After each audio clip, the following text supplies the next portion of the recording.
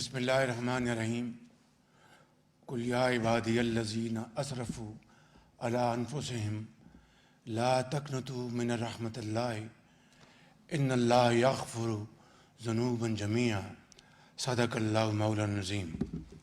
Member of the leading party group of Tianjin Municipal People's Government, Li Shuqi, Secretary of the CPC Tianjin University Committee, Yang Xianjin, President Shai Li Yuan, distinguished faculty members, dear students, both Chinese and Pakistani students, Excellency Ambassador of China in Pakistan, Honorable Federal Ministers from Pakistan, Ambassador of Pakistan in Beijing, Mr. Hashmi, ladies and gentlemen, Assalamu alaikum.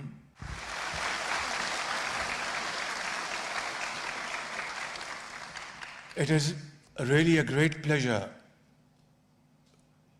to be back here in this great seat of learning, Tianjin University. I was here for the first time in 2017, and I have my very fond memories of that visit, which was memorable in every sense of the word.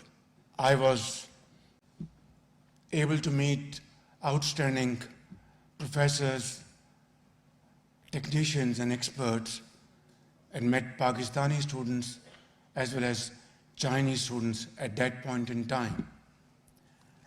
So it won't be wrong to state that this is a university, a cradle for our students to become great experts and great helping hands for not only China's wonderful journey of progress as well as Pakistan's well-being and prosperity. Dear students, it is a very happy moment to see a large number of Pakistani students here. I'm told more than 200 from various parts of Pakistan. And my message to you is that God has given you an opportunity to be in a country and in a university, a cradle of great learning and education. Spend your time in the best possible fashion and be great ambassadors of Pakistan in terms of your hard work, punctuality, and your unwavering commitment to equip yourself with modern knowledge and techniques, and return to Pakistan as great architects in whom we have high hopes that you will be the builders of Pakistan, inshallah. But above all, be the torchbearers of Pakistan-China friendship. This has to be the hallmark of your stay here in this country. You have to promote this friendship because this friendship was built by our elder generations through unwavering commitment, honesty of purpose, and unbelievable sincerity in their efforts to have a foundation of friendship which stands on the pillar of mutual trust, mutual respect, and honesty of purpose. And that is why this friendship, Pakistan-China friendship, has not only stood the test of times, but has faced enormous changes, winds which could change the course of history. But this friendship remained strong. It withstood clear commitment with clear vision in our minds that together we will find our shared destiny. This friendship faced various kind of plans, and the aim was to keep these two great friendly countries away and create distance. But all those plans were absolutely defeated by our united thought of action and clear understanding that this friendship will last forever no matter what. So I believe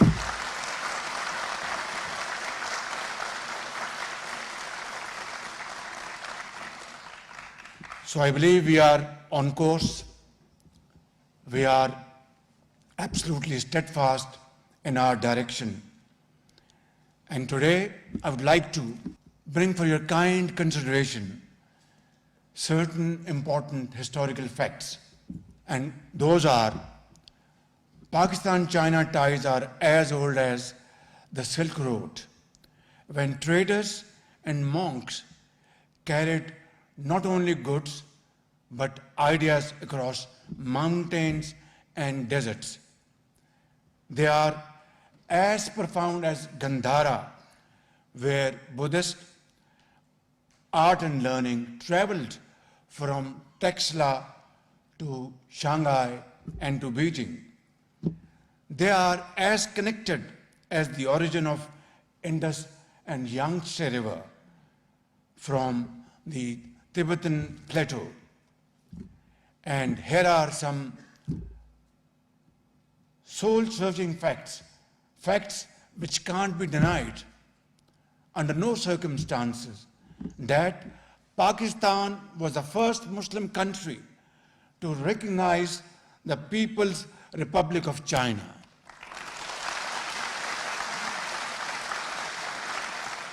And about 60 years ago, the first international flight to Beijing took off from Karachi, that is PIA, Pakistan International Airlines, and this fact will be remembered for all time to come.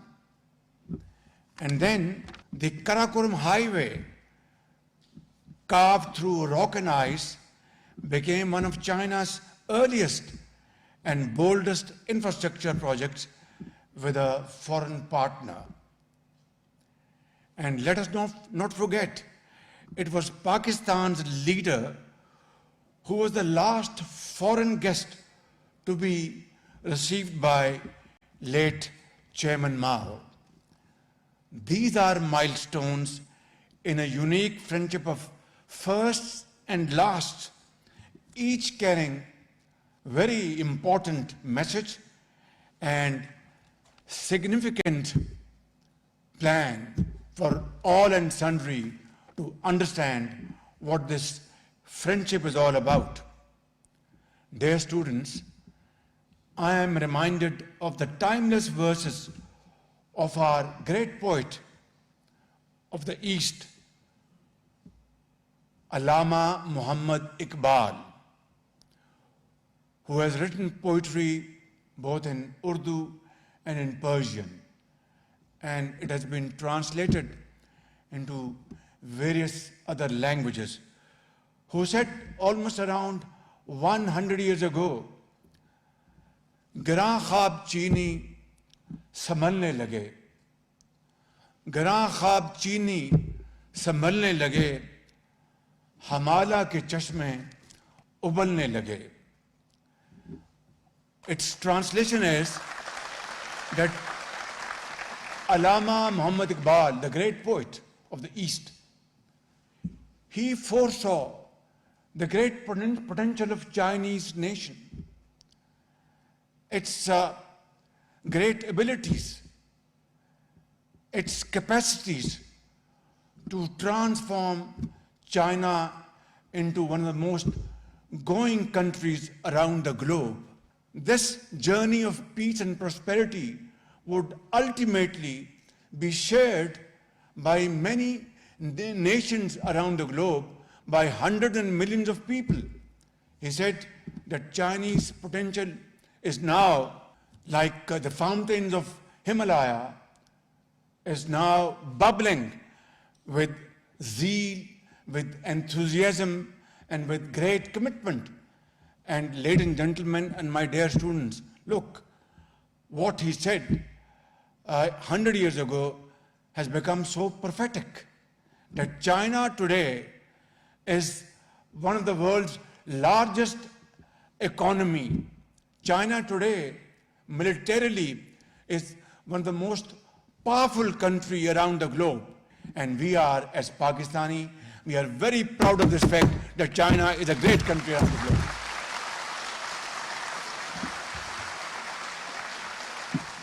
And as a result, 800 million people have been taken out of poverty.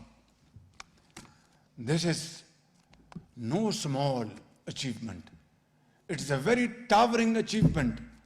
And this historic transformation has been guided by the visionary leadership of President Xi Jinping, whose resolute commitment to people and people-oriented development and building a community of shared future, shared values, shared destiny has inspired not only China, but the entire global South.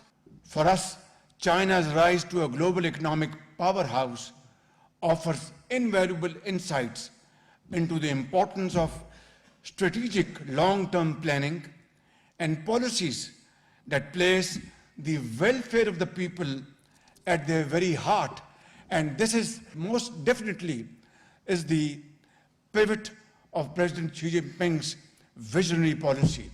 His visionary leadership has today conveyed this message to the entire globe that friendship and long-lasting friendship can only be achieved through multilateralism and not through unilateralism. Prosperity and progress can only be achieved through teamwork and shared journey and shared progress and prosperity, and not through exclusive rights. I think this cardinal principle has now been established as a norm around the globe, and I think Pakistan fully supports and endorses President Xi Jinping's vision and his philosophy. And I want to mention before this August Assembly of outstanding students, high achievers, and faculty members, and excellencies, diplomats, that in terms of President Xi Jinping's strategic vision, he believes strongly to eradicate corruption. That's what my policy is in Pakistan. He believes in eradicating poverty. That is our policy in Pakistan. With our meager resources, whatever we have, at this point in time, it's about 1.5 years of our governance in Pakistan.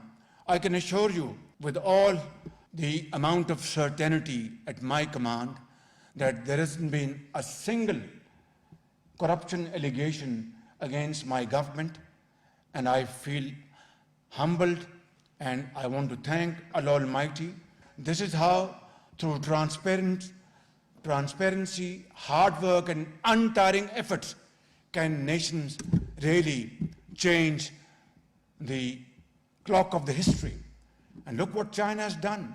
In 1948, as an independent country, and today, within few decades, China is the second largest economy of the world.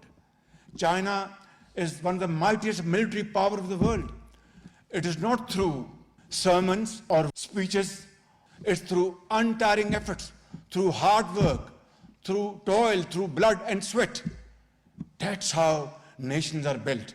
And that is, I think, truly the vision of President Xi Jinping. And I think we have our shared destiny with China.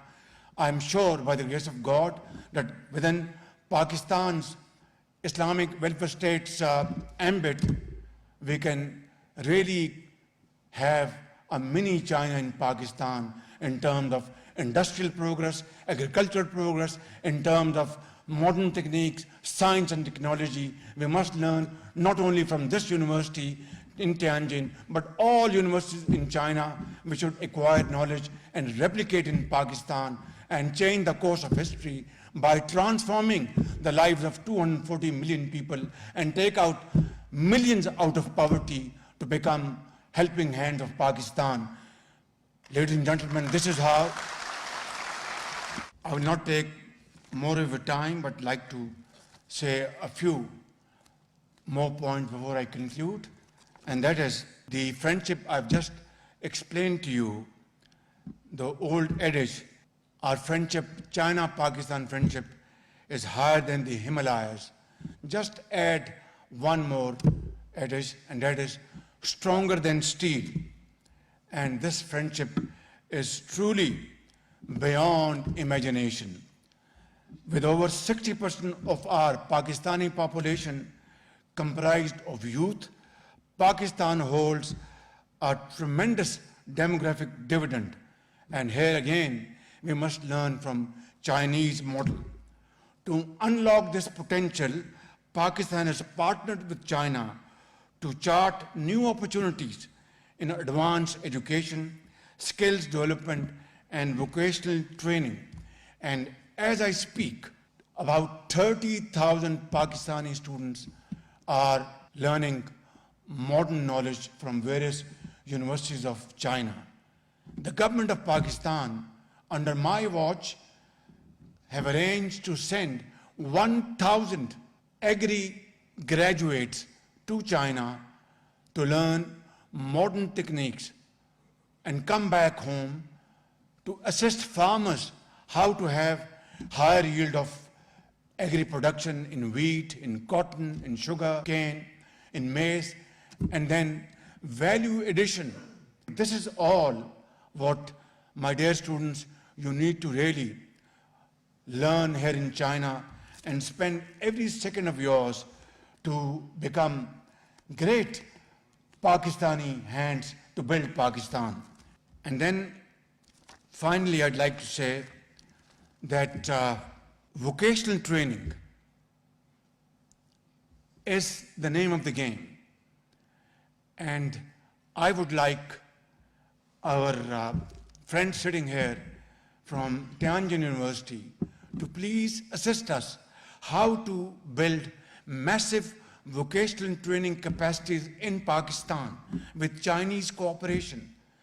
We would need your experience, your technology, your equipment, and train our HR, and then build these great centers in Punjab, in Balochistan, in KP, in Sindh, in Gilgit-Baltistan, and Azad Kashmir. As I said, youth bulge is our challenge. And in Chinese parlance, every challenge has an opportunity. So it is a challenge as well as a great potential, a great opportunity. We must convert this challenge into an opportunity by acquiring this knowledge and expertise. And we will, although we are not a very, very rich country, but we are ready to spend from our own pocket whatever we can to spend on our students. And this is not an expenditure, it is an investment on our students for all time to come, which will pay great dividends in all time to come for Pakistan, inshallah. Finally, I'd like to conclude that we are going to sign, as I said, we are sending 1,000 agri students to China. Out of them, about 600 have already completed their training or are under training, and the rest will follow, and this will be like a game changer in Pakistan. And Huawei is our great partner who are training Pakistani students, boys and girls in Pakistan, and I'm here to find more partnerships with Chinese companies to have such technical training in AI and IT-led programs, which will really be a game changer for Pakistan. Dear students, Confucius, the great Chinese philosopher, wisely said, "The firm, the enduring, the simple, and the modest are near to virtue." The firm, the enduring, the simple, and the modest are near to virtue. For over 7 decades, our friendship has been exactly that: firm in resolve, enduring in loyalty, simple in trust, and modest in its quiet strength. As we prepare to celebrate the 75th anniversary of our diplomatic relations, the baton of this friendship now passes into your hands, both Chinese young students and Pakistani young students. Carry it high as you march forward. Together, let us forge the next chapter of the Pakistan-China community with a shared future, with a new era. Thank you. Sheshi, Pakistan-China friendship, Zindabad.